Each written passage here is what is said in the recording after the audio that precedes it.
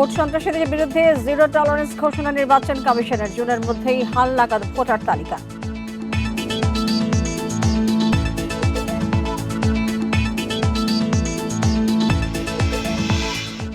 লন্ডনে ডক্টর ইউনুস তারেক রহমানের বৈঠকে সন্তুষ্ট উপদেষ্টা পরিষদ, জানালেন সৈয়দা রিজওয়ানা যে কোনো সমস্যার সমাধান সংলাপে।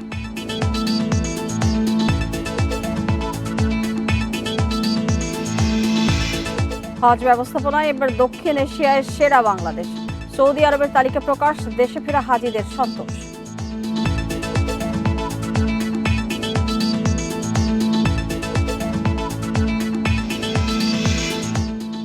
অবৈধ পুশিং নিয়ে দিল্লির সাথে যোগাযোগ হচ্ছে ঢাকার, জানালেন স্বরাষ্ট্র উপদেষ্টা, প্রক্রিয়া মেনে ফেরত পাঠানোর আহ্বান। স্বাগত জানাচ্ছি সংবাদ সন্ধ্যায়, আপনাদের সাথে আছে আমি মাহমুদা মৌমিতা। শিরোনামের পর চলে যাচ্ছে পুরো খবরে। ভোট সন্ত্রাসীদের বিরুদ্ধে জিরো টলারেন্স নীতি ঘোষণা করেছে নির্বাচন কমিশন। দুপুরে সাংবাদিকদের সাথে মত বিনিময়ে কথা জানিয়েছেন প্রধান নির্বাচন commissioner AMM Nasir Uddin. CEC আরও জানান, সব রাজনৈতিক দলকে নিয়ে সুন্দর এবং ঐতিহাসিক নির্বাচন উপহার দিতে চান প্রধান উপদেষ্টা, সেই লক্ষ্যে কাজ করছে ইসি। ঈদের ছুটির পর প্রথম কর্মদিবসে নির্বাচন কমিশন সচিবালয় কর্মকর্তা কর্মচারীদের সাথে শুভেচ্ছা বিনিময় করেন সিইসি ও 4 নির্বাচন কমিশনার। পরে কমিশনের বৈঠক অনুষ্ঠিত হয়। বৈঠক শেষে সাংবাদিকদের সিইসি বলেন, তরুণদের ভোটের আওতায় আনার সর্বোচ্চ চেষ্টা করছে ইসি, সেই লক্ষ্যে ভোটার তালিকা হালনাগাদ করা হচ্ছে।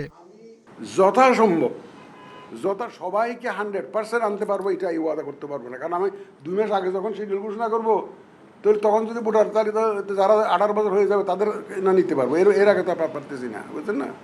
তো আমরা যথাসম্ভব চেষ্টা করবো ইয়াঙ্গার জেনারেশনকে যাতে ইনক্লুড করা যায়। সিইসি আরও জানান, প্রধান উপদেষ্টার দেয়া সময়ের প্রায় 60 দিন আগেই নির্বাচনের তফসিল ঘোষণা করবে কমিশন। প্রধান উপদেষ্টা ও তারেক রহমানের বৈঠকের পর ভোটের সময় নিয়ে জটিলতা অনেক কমে গেছে বলে মন্তব্য করেন সিইসি। এই যে দূরত্ব অনেক কমে এসছে, গ্যাপ অনেক কমে এসছে। কোথায় জুন আর ডিসেম্বর 6 মাস ছিল, এখন 1-1.5 মাসের মধ্যে এসে গেছে, 1-1.5 মাসের মধ্যে এসে গেছে, 5 রমজান, 1-1.5 বাকিটা আসতে আর বেশি সময় নাই। কোনো দলীয় স্বার্থ বিবেচনায় আপনারা কোনো কাজ করবেন না, একদম আইন অনুযায়ী নিরপেক্ষতার সাথে আপনারা দায়িত্ব পালন করবেন, এই মেসেজটা আমি তাদেরকে আজকেও দিয়েছি। অবাধ ও সুষ্ঠু নির্বাচন করতে নিরপেক্ষভাবে কাজ করা হচ্ছে। ইসি কারো কথায় প্রভাবিত হবে না জানিয়ে সিইসি বলেন, ভোট সন্ত্রাসীদের জন্য হতাশা অপেক্ষা করছে। কারো পরিচালনায় আমরা কাজ করব না। Sajjad Hossain, independent news, Dhaka. লন্ডনের প্রধান উপদেষ্টা অধ্যাপক ডক্টর মোহাম্মদ ইউনূসও বিএনপির ভারপ্রাপ্ত চেয়ারম্যান তারেক রহমানের বৈঠক নিয়ে সন্তুষ্ট উপদেষ্টা পরিষদ। রোববার সচিবালয়ে কথা জানান পরিবেশ, বন ও জলবায়ু উপদেষ্টা সৈয়দা রিজওয়ানা হাসান। তিনি বলেন, রাজনীতি, নির্বাচন, গণতন্ত্র এবং সংস্কার সংলাপের মধ্য দিয়েই এগোতে হয়। আলোচনায় যে কোনো রাজনৈতিক সমস্যার সমাধান হওয়া উচিত। জাতীয় সংসদ নির্বাচনের রোডম্যাপ চেয়ে গত কয়েক মাস ধরে সরব বিএনপির নেতারা। সবশেষ নির্বাচনের সম্ভাব্য মাস এপ্রিল ঘোষণার পরও আশাহত বিএনপি।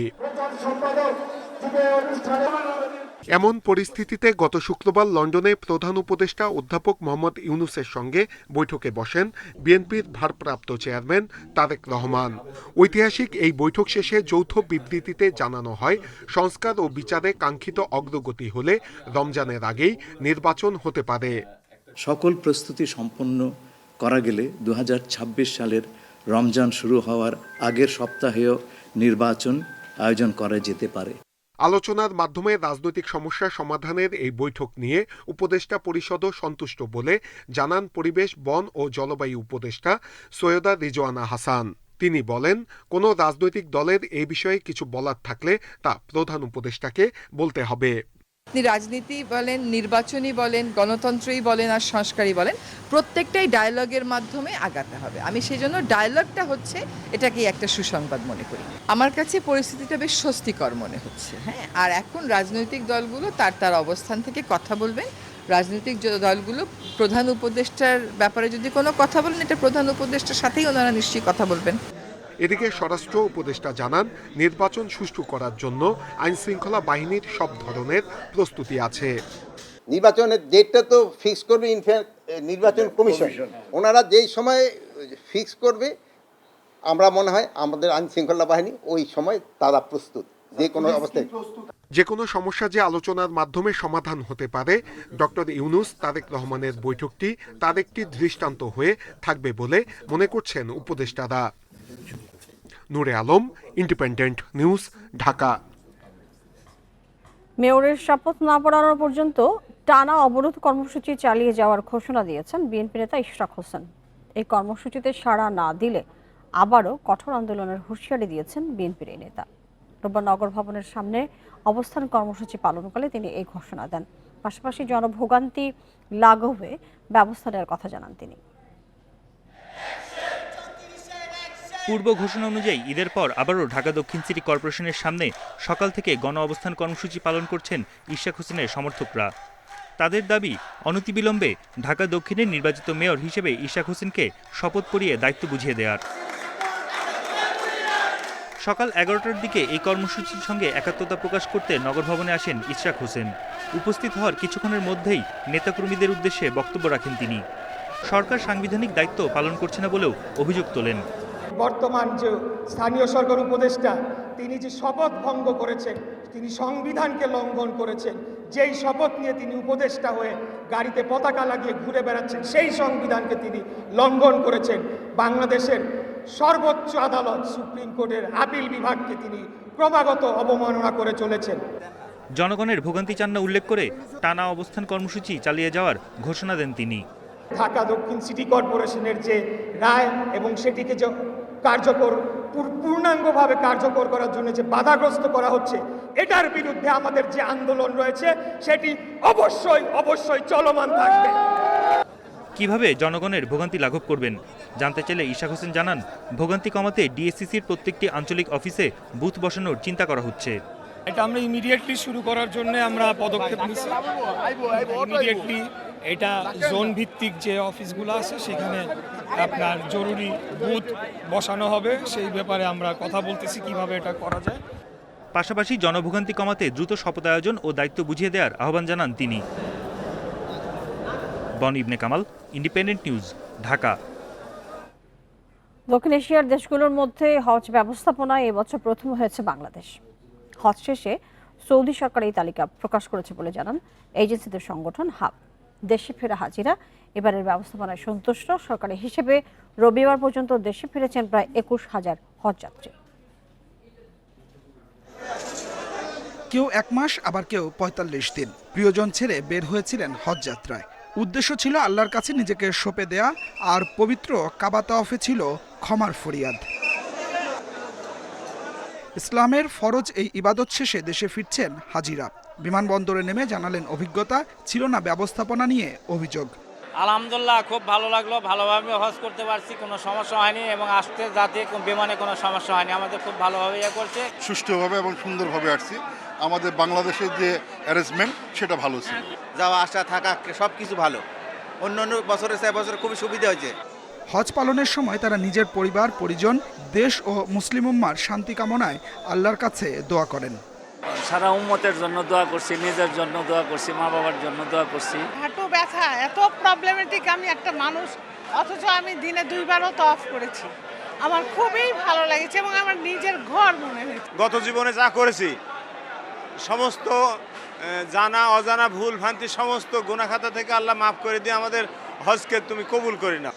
এজেন্সিদের সংগঠন হাব বলছে, ভারত, পাকিস্তান সহ দক্ষিণ এশিয়ার 6 দেশের ব্যবস্থাপনা নিয়ে সৌদি আরব সরকারের প্রকাশ করা তালিকায় এবার প্রথম হয়েছে বাংলাদেশ। এবছরের হজ ব্যবস্থাপনা অত্যন্ত সুন্দর ছিল, সুশৃঙ্খল ছিল। সৌদি আরবের পর্বে যেমন ছিল, বাংলাদেশ পর্ব আপনারা জানেন অত্যন্ত সুশৃঙ্খলভাবে নিবন্ধিত সকল হজযাত্রী এবার হজে গেছেন। এটি আমাদের জন্য একটি মাইল ফলক এবং সৌদি আরব থেকেও দক্ষিণ এশিয়া বাংলাদেশ হজ ব্যবস্থাপনায় প্রথম স্থান অর্জন করেছে।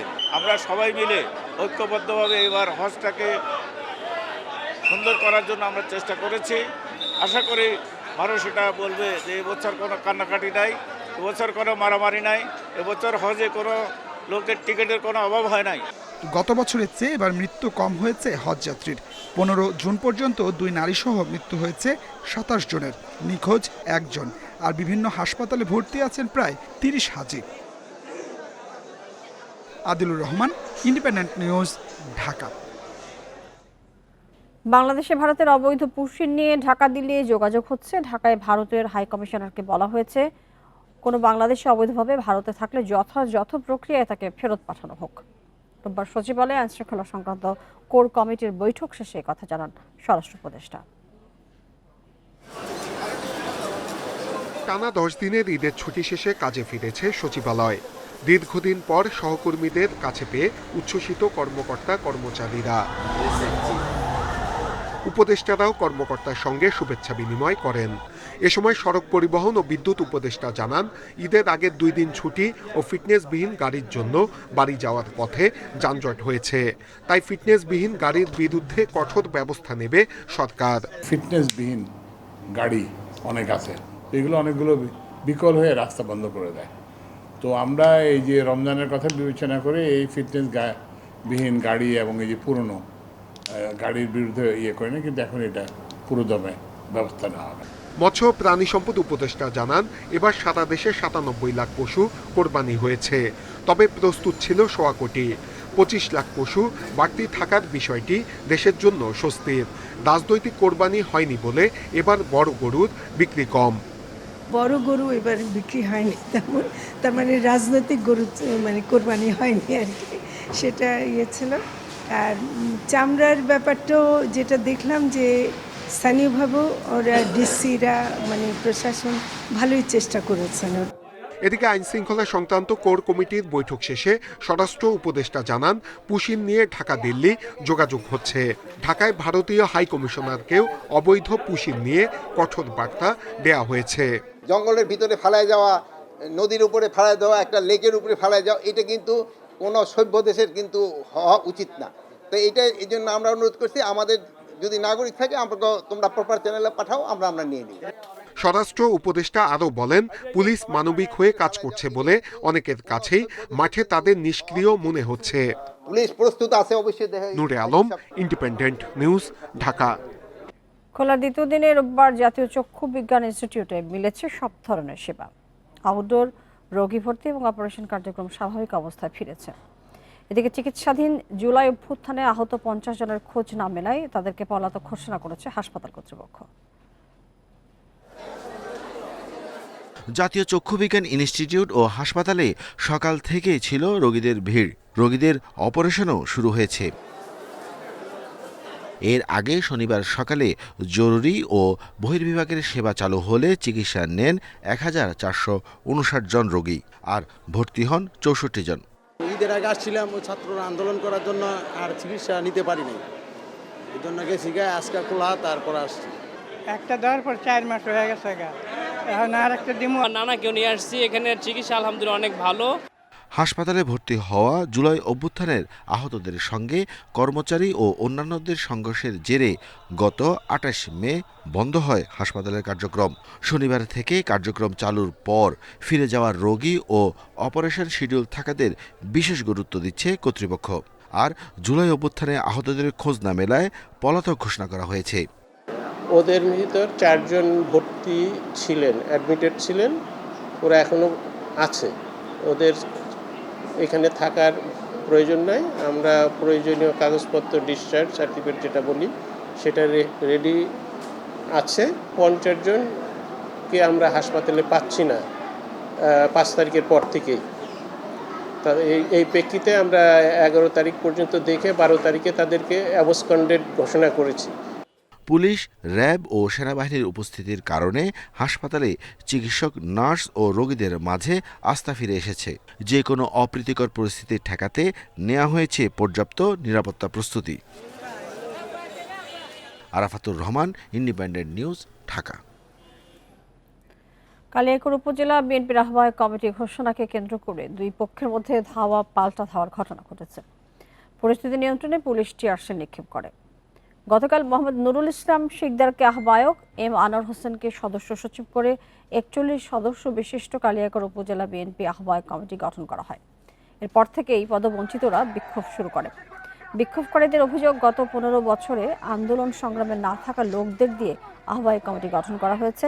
বিপরীতে বাদ পড়েছে রাজপথে থাকা ত্যাগী নেতারা। রোববার সকাল থেকেই খণ্ড খণ্ড মিছিল নিয়ে কালিয়াকৈর বাজারে জড়ো হন পদ না পাওয়া নেতাদের কর্মী সমর্থকেরা। পরে পদ পাওয়া নেতাদের কর্মী সমর্থকেরা জড়ো হওয়ার চেষ্টা করেন। পরে দুপক্ষের মধ্যে ধাওয়া পাল্টা ধাওয়ার ঘটনা ঘটে।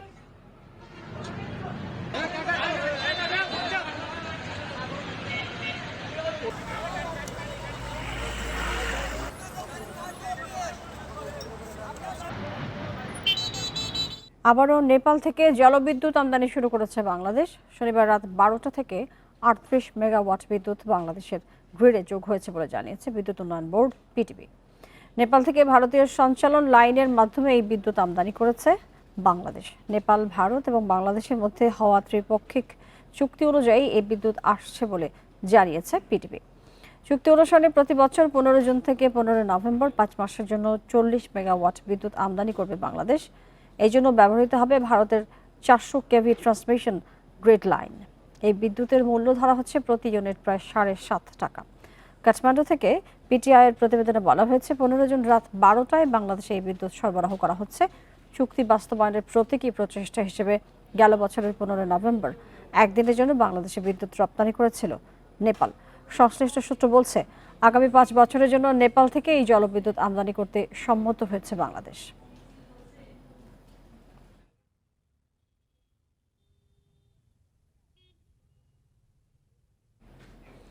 যুক্তরাজ্যে বাংলাদেশিদের সম্পদ জব্দ হয় প্রমাণ করে দেশ থেকে টাকা পাচার হয়েছে। পাচার হওয়া এসব অর্থ ফেরত আনতে শিগগিরই আইনি প্রক্রিয়া শুরু হবে বলে জানিয়েছেন বাংলাদেশ ব্যাংকের governor doctor Ahsan H Masud. দুপুরে মতিঝিলে কেন্দ্রীয় ব্যাংকের সাংবাদিকদের তিনি এসব কথা জানান। বলেন, ব্যাংক একীভূত একটি চলমান প্রক্রিয়া, তবে কর্মীদের আতঙ্কিত হওয়ার কিছু নেই। অর্থনীতির অবস্থা পর্যালোচনায় গঠিত শ্বেতপত্র কমিটির তথ্য মতে বিগত 15 বছরে ব্যবসায়ী, রাজনীতিবিদ, আমলাদের সংঘবদ্ধ চক্রের দুর্নীতির মাধ্যমে দেশ থেকে পাচার হয়েছে $234 বিলিয়ন। এসব অর্থের বেশিরভাগ চলে গেছে দুবাই, যুক্তরাষ্ট্র ও যুক্তরাজ্য সহ বিশ্বের বিভিন্ন দেশে। পাচার হওয়া অর্থ ফিরিয়ে আনতে একের পর এক পদক্ষেপ নিচ্ছে অন্তর্বর্তী সরকার। সম্প্রতি যুক্তরাজ্যের সফর শেষে সংবাদ সম্মেলনে বাংলাদেশ ব্যাংকের গভর্নর বলেন, বিদেশ থেকে অর্থ ফিরিয়ে আনা এই সরকারের অন্যতম লক্ষ্য। বলেন, অর্থ পাচার রোধ এবং পাচার হওয়া অর্থ ফেরত আনতে দেশ ও বিদেশে মামলা করতে পারে সরকার। তবে কী ধরনের মামলা করা হবে এবং কিভাবে তা পরিচালনা করা হবে সে বিষয়ে সিদ্ধান্ত নেবেন আইনজীবীরা। তো আউট অফ কোর্ট সেটেলমেন্ট যদি যেতে হয় সেটাও একটা প্রক্রিয়া। সেখানে তখন লয়াররা আলাপ করবে এবং তারা ক্লায়েন্টদের সাথে, দুই পক্ষের ক্লায়েন্টের সাথে আলাপ করে যে একটা সমঝোতা আসতে পারে কিনা, সেটাও একটা প্রক্রিয়া। এই সিদ্ধান্ত সরকারকে নিতে হবে। সংবাদ সম্মেলনে গভর্নর বলেন, যুক্তরাজ্য ও যুক্তরাষ্ট্র থেকে পাচার হওয়া অর্থ ফেরত আনা অপেক্ষাকৃত সহজ হলেও অন্য দেশ থেকে এ প্রক্রিয়ায় পাচার হওয়া সম্পদ উদ্ধার করা কঠিন। তবে সব দেশের সাথেই আলোচনা চলছে। এ সময় এক প্রশ্নের জবাবে গভর্নর জানান, অর্থ পাচারের বিষয় থেকে মানুষের নজর অন্যদিকে সরাতেই তাকে ব্যক্তিগতভাবে আক্রমণ করার চেষ্টা করছে ষড়যন্ত্রকারীরা। আমার ছেলে মেয়েরা কী করছে না করছে, অ্যাডাল্ট ছেলে মেয়ে তারা তাদের লাইফ নিয়ে থাকবে, বাড়ি কিনবে না গাড়ি কিনবে, কোন দেশে থাকবে, কোথায় বিয়ে করবে, সেটা তাদের ব্যাপার, এটা আমার কোনো ব্যাপার নয়। কাজেই এইখানে এই পুরো জিনিসটাই হচ্ছে অযাচিত চর্চা। এটাতে আমাদের যাওয়াই উচিত নয়। এবং যদি কোনো প্রমাণ থাকে যে আমি $1 পাঠিয়েছি, আপনার প্রমাণটা নিয়ে আসেন। এ সময় গভর্নর বলেন, ব্যাংক একীভূত হলে ব্যাংকের অনেক শহরের শাখা বন্ধ হলেও গ্রামে নতুন শাখা চালু হবে, ফলে কর্মসংস্থানের কোনো সংকট হবে না। যে কোনো কেন্দ্রীয় ব্যাংক এবং Shafil Alam Sujan, independent news, Dhaka. Bank খাতের ঋণ পরিস্থিতির প্রকৃত চিত্র সামনে আসায় আরও বেড়েছে খেলাপি ঋণ। মার্চে খেলাপি ঋণ বেড়ে হয়েছে 4,20,334 কোটি টাকা, যা মোট ঋণের 24.13%। বাংলাদেশ ব্যাংকের তথ্য অনুযায়ী গত মার্চ পর্যন্ত বিতরণ করা মোট ঋণের পরিমাণ দাঁড়িয়েছে 17,41,992 কোটি টাকা। 3 মাস আগে গত ডিসেম্বর শেষে খেলাপি ঋণ দাঁড়িয়েছিল 3,45,765 কোটি টাকায়। বাংলাদেশ ব্যাংকের কর্মকর্তারা জানান, ছাত্র জনতার অভ্যুত্থানে ক্ষমতা হারানো আওয়ামী লীগ সরকারের আমলে ব্যাংক থেকে নামে বেনামে যে অর্থ বের করে নেওয়া হয়েছে তা এখন খেলাপি ঋণ হিসেবে চিহ্নিত হতে শুরু করেছে। নতুন করে বিতরণ করা ঋণ যেন খেলাপি না হয় সেজন্য বিভিন্ন আইনি পদক্ষেপের কথা জানিয়েছে বাংলাদেশ ব্যাংক।